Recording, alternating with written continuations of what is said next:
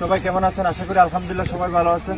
আসলে গত কয়েকদিন আগে আমরা বলের জন্য একটা ভিডিও ছাড়ছিলাম ফেসবুকে। তো একজন ভাই আমাদের তাইনের বাড়ি টাঙ্গাইল, খলিল ভুঁইয়া, তাইনে শেখ জামাল এবং মুক্তিযুদ্ধ এবং বাদাস ইউনিয়নে তিনি বি লিগ খেলছেন। তো বাইরে আমরা ধন্যবাদ জানাই যে আমরা একাডেমিকে 5টা বল দিয়ে সহযোগিতা করার জন্য, কারণ তাই ফুটবল প্রেমী বিদায় কিন্তু টাঙ্গাইল থেকে হবিগঞ্জ ফুটবল একাডেমির বল দিচ্ছেন। তাই না আমরা ফোন দেওয়া করছেন যে রাকিব, আসলে তোমরা একাডেমির মধ্যে বল না, আমাদেরকে অনেক কষ্ট লাগছে, ওই কারণে রাকিব আমি 5টা বল দিব। তো যারাই মনে করুন আমাদেরকে বলেন যে আমাদের একাডেমিক প্লেয়ার যে কেপ খেলে আপনারও তো বল দিতে পারেন, কারণ পৃথিবীর প্রত্যেকটা দেশই বার্সেলোনা এখন রিয়াল মাদ্রিদ 50 ছাড়া কোনো একাডেমি বা কোনো ক্লাব চলে না।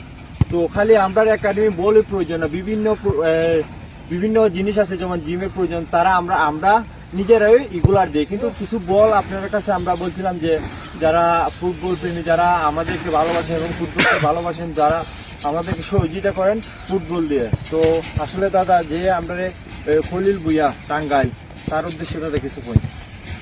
ধন্যবাদ। হবিগঞ্জ ফুটবল একাডেমির পক্ষ থেকে আমি ধন্যবাদ দিয়ে ছোট করবো না।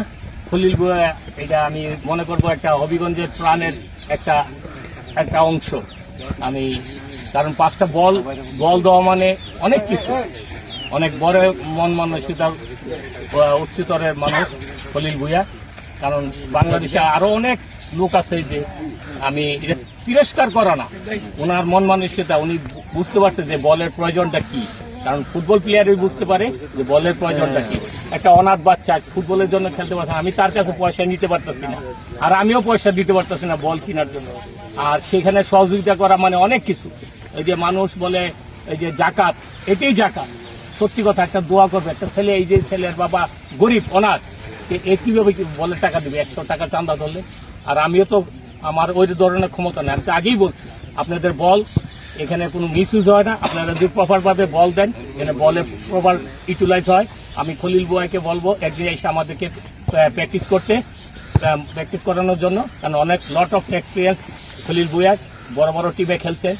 আর ওই বাচ্চারা একটু জ্ঞান বৃদ্ধি হলো, এটাই আমাদের পাওয়া।